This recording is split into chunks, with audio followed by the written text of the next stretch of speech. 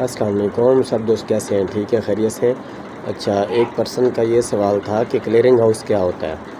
دیکھیں، clearing house ایک soft where ہوتا ہے جو میڈیکل بلر اور انشورنس کے درمیان ایک برج کی طرح کام کرتا ہے۔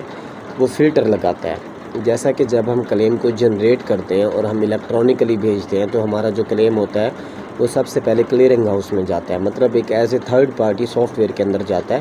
وہ اس کو فلٹریٹ کرتا ہے کہ اس کے اندر جو پیشنٹ کی انفارمیشن ہے، ڈیموگرافک ہے، پیشنٹ نام ہے، جنڈر ہے، فون نمبر ہے، ایڈریس ہے، انشورنس نیم ہے، کلیم نمبر ہے، ممبر آئی ڈی ہے، پالیسی نمبر ہے، یہ چیزیں وہ چیک کرتا ہے۔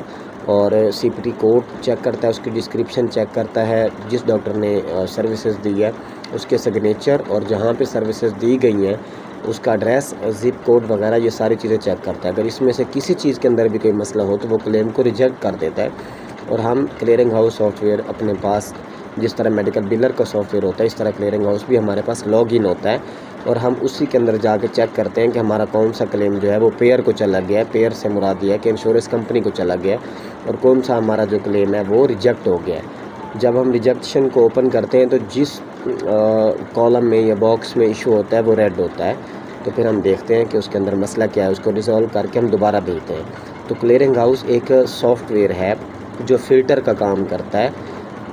الیکٹرانکلی سبمیشن کلیم کے اندر جب بھی کوئی کلیم ہم سبمٹ کرتے ہیں تو وہ پہلے کلیئرنگ ہاؤس میں جاتا ہے۔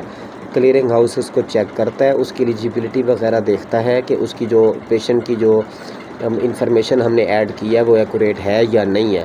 اگر وہ بالکل ایکوریٹ ہوتی ہے اور ڈاکٹر کی انفارمیشن بھی ایکوریٹ ہوتی ہے، N P I number, doctor license number, doctor کے سگنیچر، اور جہاں پہ سروس دی گئی ہے وہاں کا ایڈریس، زپ کوڈ، یہ ساری چیزیں بالکل ٹھیک ہوتی ہیں تو جو کلیم ہوتا ہے وہ پیئر کو چلا جاتا ہے۔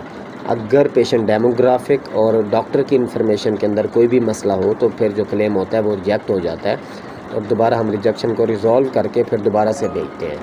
ٹھیک ہے، اگر اس کے حوالے سے کوئی بھی آپ کا کویشچن ہے تو آپ ہمارے واٹس ایپ نمبر پہ رابطہ کر سکتے ہیں۔ ہمارا واٹس ایپ نمبر ہے 0301 00925۔ شکریہ، اللہ حافظ۔